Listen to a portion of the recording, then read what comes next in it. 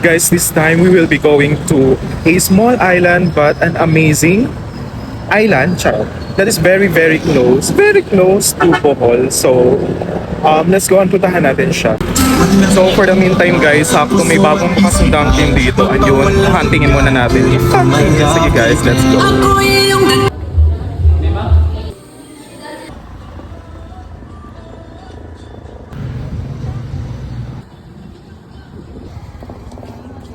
So guys, finally we're here. Oh my god, this is our first time to take ferry again this time. Hala, ganun pala. So guys, we just arrived. Sobrang nakakapagod yung biyahe. So inabot tayo ng mga mga 5 hours din. We will be having our dinner dito sa Jollibee. Pero make it kamigin. Wow. Yan o. Okay, gotta go.